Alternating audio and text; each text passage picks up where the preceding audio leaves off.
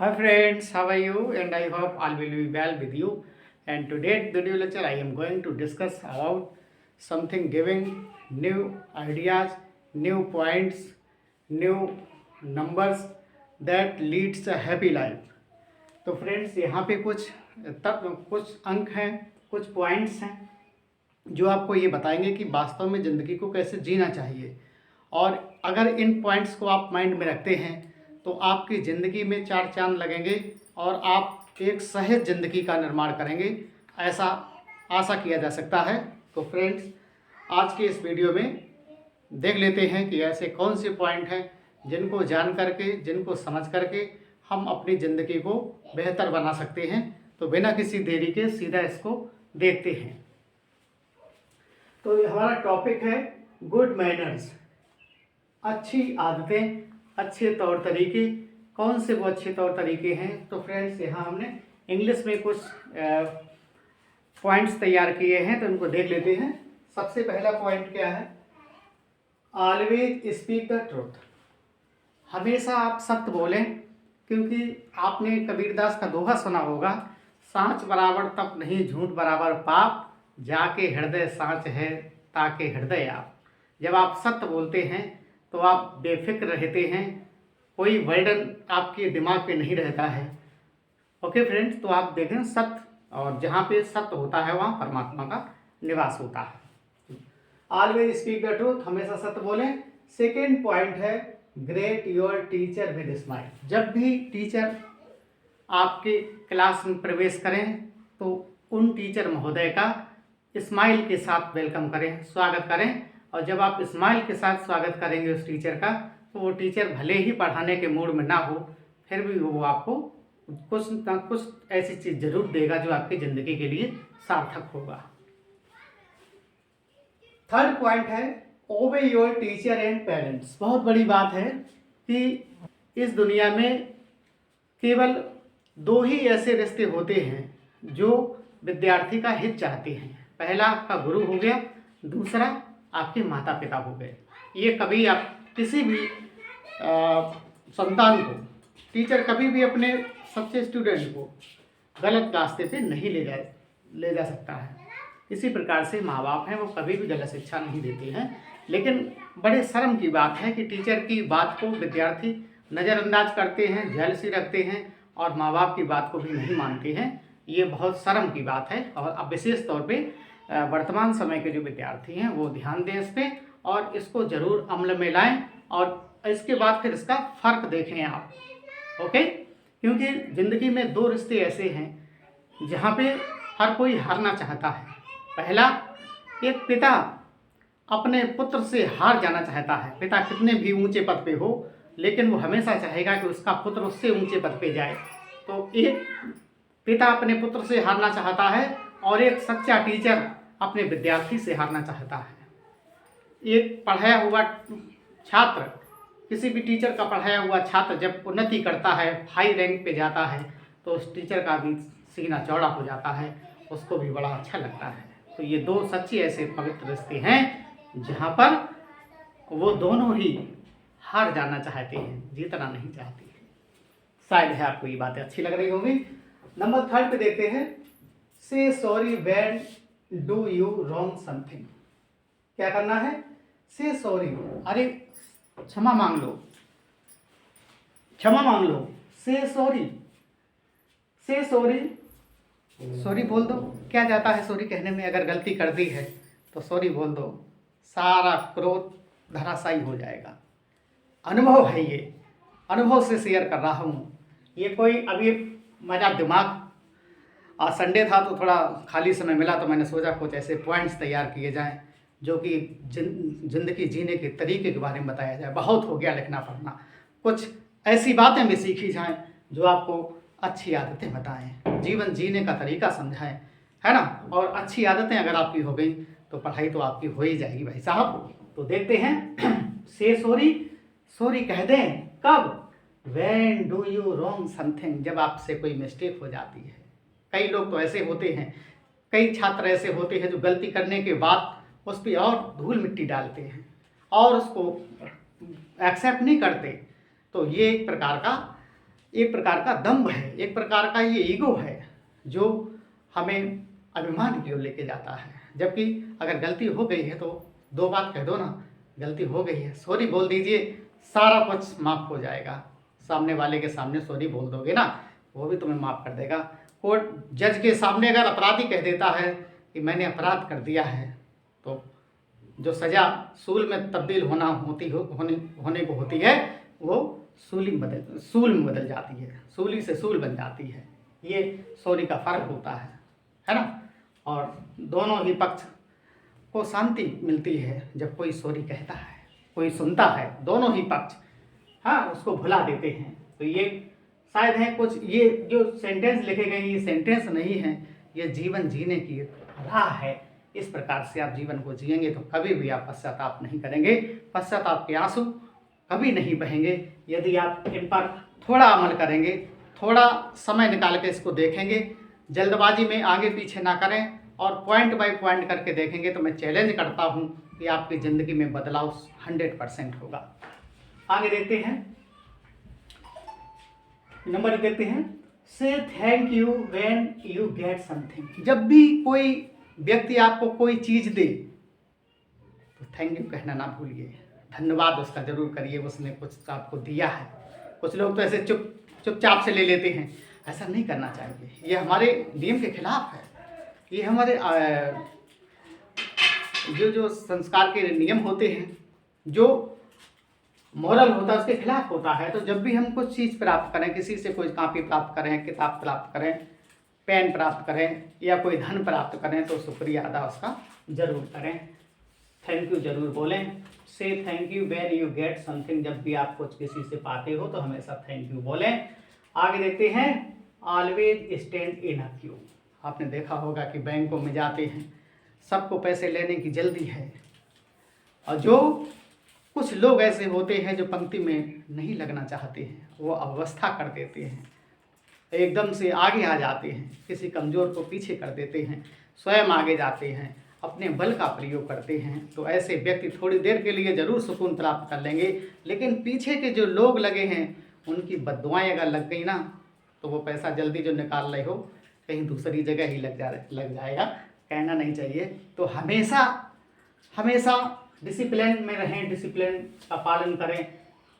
हाँ, always stand in Q. अगर कहीं क्यू बनी है, पंक्ति बनी है, तो पंक्तिबद्ध होकर के ही अपनी बारी का इंतजार करें। तो ये भी एक अहम किरदार निभाएगा। अगर आप ऐसा करते हैं तो आपका चरित्र उच्च श्रेणी में गिना जाएगा। आगे देखते हैं फ्रेंड्स, ऑलवेज से, हमेशा कहिए, क्या कहिए, I beg your apology when you have not easily heard what is said। जब भी कोई कुछ कहता है आप उसकी बात को समझ नहीं पाते हैं, तो क्या कहना है आपको, आई बेग योर apology, क्षमा चाहता हूँ, है, माफ कर दीजिएगा, मैं आपकी बात को स्पष्ट रूप से सुन नहीं पाया, प्लीज रिपीट, कृपया दोहरा दीजिए क्योंकि मैंने नहीं सुन पाया है, प्लीज रिपीट कर दीजिए, या आई बेग योर अपॉलॉजी, ये कह दीजिए। अगर आप ऐसा कह देते हैं तो आप अच्छी श्रेणी में गिने जाएंगे। आपकी पहचान ऐसे होगी जिस प्रकार से मानो कि किसी बहुत अच्छे टीचर ने उसको ट्रीट किया हो, है ना। और इसके बाद आगे देखते हैं, आगे क्या है, never intercept when someone is talking with others. जब भी, नेवर इंटरसेप्ट, कभी भी व्यवधान न डालें, कभी भी अवरोध न करें। कब, when someone is talking with others, जब दो लोग आपस में बात कर रहे हो तो आपको एकदम से बीच में बात नहीं करनी चाहिए। यह भी एक नियम के खिलाफ है। अगर आप ऐसा करते हैं, हाँ, इंतजार करें जब दो लोग बातें कर रहे हों, जब उनकी बातें एक दूसरे से समाप्त हो जाए तभी अपनी बात रखें। और यही सफलता का मूल मंत्र है। ये सुखद जीवन जीने के कुछ पॉइंट्स हैं। ये पॉइंट्स कुछ ऐसे हैं जो आपको तरक्की के नए मुकाम तक लेके जाएंगे। अगर इन नियमों को आप ध्यान से देखते हैं, ध्यान से पढ़ते हैं और इस वीडियो को देखने के बाद आप अपनी ज़िंदगी में भी वो चीज़ें अमल में लाते हैं, तो मैं 100% फिर कहना चाहता हूँ, ये वो मूल मंत्र हैं जो आज तक किसी यूट्यूबर ने आपको नहीं बताए होंगे। आगे देखते हैं, remember God before remember God before each meal. भगवान की बड़ी कृपा है, जब भी कुछ खाएं भगवान का प्रसाद समझ के उसको ग्रहण करें, जब उसका शुक्रिया अदा करें। जब भी कुछ खाएं, छोटी सी चीज़ खाएं, बड़ी सी चीज़ खाएं, अच्छे 56 प्रकार से भोजन करें या नमक रोटी खाएं, तब भी उसका शुक्रिया अदा करें कि हे परमात्मा तू कितना दयालु है, आज तूने प्रसाद में मेरे लिए ये चीज़ दी है। अगर ऐसे भाव रखेंगे तो वो जो नमक रोटी खा रहे हो वो 56 प्रकार के भोजन में वो चीज़ नहीं मिलेगी, वो तुझे नमक रोटी में मिलेगी। ये बात ध्यान रखेंगे तो भगवान का शुक्रिया जरूर अदा करें। रिमेंबर गॉड, भगवान को याद करें। बिफोर ईच मील, जब भी आप कोई भोजन करें, कोई हल्का फुल्का लें, हल्का फुल्का नाश्ता लें, लंच लें, डिनर लें, और उसको याद करें कि परमात्मा तेरी कृपा मुझ पर बहुत ज़्यादा है। हाँ, और जो भी निवाला लें प्रसाद की तरह लें तो वास्तव में वो निवाला आपकी अच्छी हेल्थ बनाने में बहुत मददगार होगा, डॉक्टर से बहुत दूर होते चले जाएंगे। अगर ऐसा भाव आपके अंदर जागृत हो जाए, जब भी कुछ सामने आपके खाने के लिए आए तो उस परमात्मा का शुक्रिया पहले अदा करें, ना कि एकदम से भोजन पे टूट पड़े, ऐसा बिल्कुल ना करें। आगे देखते हैं। Always wash your hands before and after meals. एक अच्छी आदत बताई गई है कि ऑलवेज वॉश योर हैंड्स, हमेशा अपने हाथों को धो लें, बिफोर पहले, एंड आफ्टर मील माने भोजन करने से पहले अपने हाथों को धो लें, और भोजन करने के बाद भी अपने हाथों को धो लें, तो आप बीमारी से बचे रहेंगे। ये मैं नहीं कहता हूँ, अच्छी अच्छी किताबें कहती हैं, अच्छे अच्छे लोग कहते हैं, अच्छे डॉक्टर कहते हैं, अच्छे सलाहकार कहते हैं, हर कोई कहता है, लेकिन कहने के लिए तो बहुत बातें हैं, लेकिन मानते कितने लोग हैं, ये बड़ी बात होती है। तो आशा करते हैं कि मैं जो पॉइंट बता रहा हूँ आप उस पर स्पेशल ध्यान जरूर देंगे और अपने जीवन को सार्थक बनाएंगे। यही आज का वीडियो का मेन निचोड़ है जो मैं बताना चाहता हूँ। और फ्रेंड्स आगे देखते हैं। Never speak when you are eating something. कुछ लोग होते हैं खाने के वक्त भी टीवी चालू करते हैं, ध्यान दें इस बात पे, टीवी भी देख रहे हैं, भोजन भी कर रहे हैं, बहुत गलत बात है। और क्या करना है, बीच में बोलना नहीं है। जब आप खा रहे हो तो केवल और केवल तुम्हारा ध्यान भोजन पर ही होना चाहिए, इधर उधर नहीं होना चाहिए, बीच में किसी से बात नहीं करनी चाहिए। अगर इन सबको रोक देंगे तो भोजन जब करेंगे, कहते ये हैं कि एक निवाले को 32 बार चबाना चाहिए तब निकलना चाहिए, लेकिन हमारे पास समय नहीं है। अगर हमारे पेट में खिड़की लगी हो तो न जाने कितने लोग उस खिड़की का प्रयोग करें, मुंह का काम ही ख़त्म करते हैं। ज़्यादा कुछ कहना नहीं चाहते, अब समझ गए होंगे मैं क्या कहना चाहता हूँ, ठीक है, क्योंकि ये ओपन सरफेस है, ओपन प्लेटफॉर्म है भाई, तो कुछ बातें दायरे में ही अच्छी लगती हैं। आगे देखते हैं। हाँ, तो खाना खाते समय बोलना नहीं है। आगे देखते हैं। गो टू स्कूल या ऑफिस इन फेयर यूनिफॉर्म। हमेशा कपड़े गंदे हैं कोई बात नहीं है, कपड़े पुराने हैं तो कोई बात नहीं है, एक बार उनको साफ कर लीजिए, उस पर प्रेस कर लीजिए, इसके बाद स्कूल जाइए, इसके बाद ऑफिस जाइए, तो सामने वाला ज़रूर प्रभावित होगा। कपड़े नए से मतलब नहीं है, कपड़े पुराने हैं चलेंगे, लेकिन भाई साहब उनमें सफाई अच्छे से हो, अच्छे से प्रेस लगा हो, थोड़ी मेहनत लगती है। व्यक्ति का व्यक्तित्व कपड़ों से ही आंका जाता है, उसकी यूनिफॉर्म से आंका जाता है। अगर इस पर थोड़ा ध्यान देंगे तब भी आप एक अच्छा मुकाम हासिल करेंगे। आगे देखते हैं। तो ये हो गया गो टू स्कूल या ऑफिस है इन फेयर यूनिफॉर्म। अगला हमारा छोटा सा पॉइंट है, बी पंचुअल। हमेशा पंचुअल रहिए, हमेशा एक्टिव रहिए, हमेशा एक सैनिक की भांति काम करिए, मरीजों की तरह नहीं काम करो, अलर्ट होके काम करो, पंक्चुअलिटी लाइए, एक्टिवनेस लाइए अपनी बॉडी के अंदर। और अगर आप सीधे बैठे हैं, स्लाउच नहीं होना है। स्लाउच समझते हैं, SLOUCH, स्लाउच का मतलब होता है झुक करके ऐसे बैठ जाना, मरीजों की तरह बैठ जाना, वैसे नहीं बैठना है। यहाँ का मतलब है बी पंक्चुअल, हमेशा अलर्ट रहिए, हमेशा सतर्क रहिए। आपने गाना सुना होगा मुकेश साहब का ये भाई ज़रा देख के चलो, आगे भी नहीं पीछे भी, दाएं भी नहीं बाएं भी, ऊपर भी नहीं नीचे भी। अब वो समय है, वास्तव में वो गाना नहीं है, वो अलर्ट करता है, अलर्टनेस पैदा करता है कि हमेशा अलर्ट रहिए, क्योंकि पग पग पे खतरा है, और जब आप अलर्ट रहेंगे तभी उस खतरे से बच पाएंगे। आगे देखते हैं, बी पोलाइट। केवल दो शब्द लिखे गए हैं, बी पोलाइट, लेकिन इसमें गागर में सागर भरा गया है। बी पोलाइट का मतलब है कि हमेशा नम्र बनिए, झुककर ही आदमी बड़ा बनता है, सीना तान के बड़ा कोई नहीं बन पाता है। झुक गया था, है झुक गया था ध्रुव, झुक गए थे प्रहलाद जिसने साक्षात परमात्मा के दर्शन किए, और ऐंठ गया था कंस, ऐंठ गया था रावण। तो आप जानते हैं क्या हश्र हुआ, इतिहास बताता है एक लग पूत सवा लग नाती, तय रावण घर दिया नवाती। अगर वो पोलाइट होता तो ये सारा कुछ बचा लेता, लेकिन ऐसा नहीं हो पाया, एरोगेंट हो गया, अभिमानी हो गया, भगवान के आगे भी अपना अभिमान शो करता है, और जिस पे भगवान रूठ जाए फिर उसको कौन बचा सकता है। ये 2 पॉइंट छोटे ज़रूर हैं, लेकिन इन पॉइंट पे गौर जरूर करें और इसको देखें, इसको पढ़ें, और सबसे अच्छी बात यह है अपनी ज़िंदगी में भी उसको शामिल करें। देखने से कुछ नहीं होगा कि केवल देख लिया निपटा दिया, ऐसा कुछ नहीं है। अगर ये सब बातें आपको अच्छी लगें, आपको एक नई एनर्जी मिल रही हो, तो वीडियो को शेयर करें, चैनल को सब्सक्राइब करें, लाइक करें। आगे देखते हैं, do not make a noise in the absence of your teacher boss. सबसे अच्छा पॉइंट है। ज़्यादातर गलतियां इसी में होती हैं कि do not make a noise, उस दौरान भी आप शोर ना करें।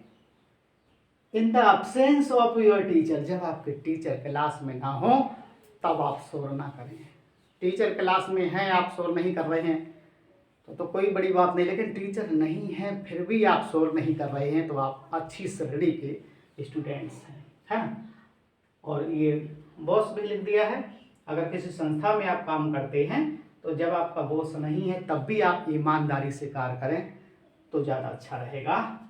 आगे देखते हैं, ऑलवेज यूज द डस्टबिन। सबसे अच्छी बात यह है कि क्लीनलीनेस इज नेक्स्ट टू गुडलीनेस। जहाँ स्वच्छता है वहीं ईश्वर है। कूड़ा को इधर उधर ना फेंकें, कूड़ेदान का ही प्रयोग करें। जहाँ डस्टबिन हो, अगर कोई वेस्ट मटेरियल है तो आपको उस डस्टबिन में ही उसको ड्रॉप करना है, डालना है। इसका ध्यान रखेंगे। सबसे बड़ी बात यह है कि जब आसपास सफाई होगी तो हर कुछ अच्छा होगा। आगे देखते हैं, do not bring large amount. सबसे बड़ी बात ही है, do not bring large amount. एक बड़ी सी रकम लेकर के ना जाएं, ऑफ मनी, अधिक मात्रा में धन लेकर ना जाएं। वैल्यूएबल ज्वेलरी, बहुमूल्य आभूषण लेके ना जाएं। ड्यूरिंग जर्नी, ड्यूरिंग ट्रैवलिंग यात्रा के दौरान अधिक मात्रा में धन और बेशकीमती ज्वेलरी को लेकर यात्रा ना करें, क्योंकि अगर कुछ भी हानि होती है तो आपका हार्ट अटैक हो सकता है, क्योंकि धन ऐसी चीज़ें ही है। तो हम इस बात को भी ध्यान रखें। और इसके बाद आगे देखते हैं फ्रेंड्स, यहाँ देखें, take care for your health. अपने हेल्थ की परवाह करें, भोजन ऐसा करें जो आपको हेल्थ प्रदान करे। टेक केयर, चिंता करें, फॉर योर हेल्थ, क्योंकि केयर के साथ फॉर प्रपोजिशन आता है। योर हेल्थ, अपने शरीर की। एज, क्योंकि हेल्थ इज वेल्थ, ये प्रोवर्ब है कि स्वास्थ्य ही संपत्ति है। धन बड़ा नहीं है, स्वास्थ्य बड़ा है। तो always maintain your health, always care for your health. Okay, तो हमेशा अपने स्वास्थ्य के बारे में चिंता करें। अगला पॉइंट है फ्रेंड्स, ओबे ट्रैफिक रूल्स। सबसे बड़ी बात, हमेशा यातायात नियमों का पालन करें। न जाने कितने लोग ऐसे हैं जो यातायात का पालन नहीं करते हैं, वो अपनी जान गंवा देते हैं, अपाहिज हो जाते हैं, वो स्वीकार करते हैं, लेकिन ट्रैफिक रूल का पालन नहीं करते हैं। And keep to the left, और हमेशा जब भी रोड पे चलें हमेशा बाईं ओर चलें, ये भी ध्यान में रखें, ये आपको सेफ्टी प्रदान करेगा। आगे देखते हैं, do exercise daily to make your body strong. अगला नियम है कि एक नया दिन मिलता है, प्रतिदिन इंसान को एक नया दिन मिलता है, तो उस नए दिन में नवीनता हासिल करने के लिए एक्सरसाइज डेली करें ताकि आप 100 साल जी पाएँ। अब 100 साल तो नहीं कोई जी पाता है, लेकिन फिर भी इस कामना के साथ यदि योगा करेंगे, व्यायाम करेंगे, वॉकिंग करेंगे, तो आपकी जो बॉडी है वो स्ट्रांग रहेगी, और जब बॉडी स्ट्रांग रहेगी तो उसमें बीमारी के खतरे कम रहेंगे। आगे देखते हैं, ट्रस्ट इन गॉड डीपली। हाँ, गॉड इज ओमनी प्रेजेंट, भगवान हर जगह है, इस वजह से डरे नहीं, भगवान की बनाई हुई सारी सृष्टि में आस्था रखें, क्योंकि आपको अगर स्पेशल बनाया है उसने, आपको किसने बनाया है, वो आप, you are the special creation of God, आप भगवान की अद्भुत संरचना है, और जिसने इतना कमाल का शरीर दिया है तो उस पर विश्वास तो करिए, और जब विश्वास बढ़ेगा आपका तो आप गॉड के नज़दीक होंगे, गॉड आपका ख्याल रखेंगे। तो ट्रस्ट इन गॉड डीपली, भगवान में गहरी आस्था रखें।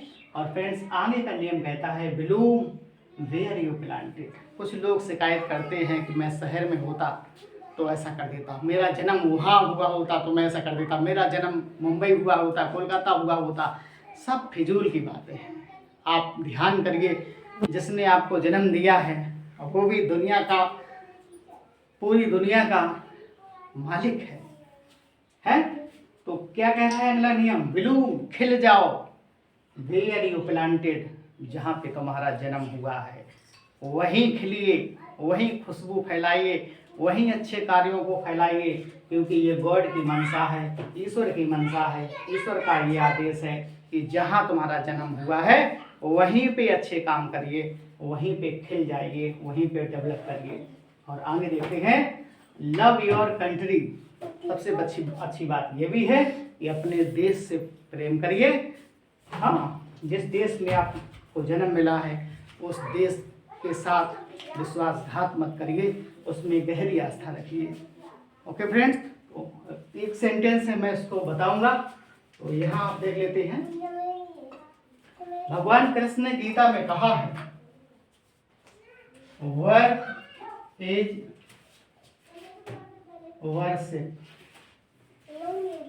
Work is worship. भगवान कृष्ण ने गीता में कहा है कि कर्म ही पूजा है, लेकिन ये कलयुग है, यहाँ क्या करना है। अगर वो अब कहते इस बात को तो भगवान ये नहीं कहते, अब अगर वो कहते इस समय में तो कहते वर्क एज वर्शिप, है ना, थोड़ा अंतर कर दिया मैंने, क्या, वर्क एज वर्शिप। अरे कर्म ऐसे करो जैसे कि पूजा कर रहे हो, कर्म ही पूजा है तो सही है, लेकिन अब वर्क एज वर्शिप, अपना कर्म ऐसे करिए मानो कि पूजा कर रहे हो, तो भगवान उसको उस फल का जल्दी से लाभ देगा। तो फ्रेंड्स, आज के लिए बस इतना ही। Thank you very much, have a nice day, thank you.